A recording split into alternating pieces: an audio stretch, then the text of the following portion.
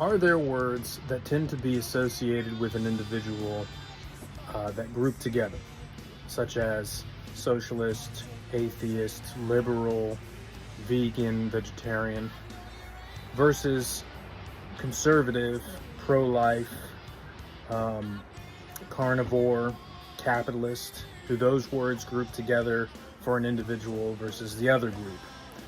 Also, do you find that this is something that is reinforced socially, or something that, or are these words kind of built into us by nature?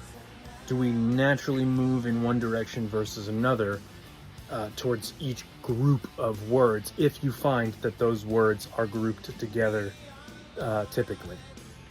What do you think?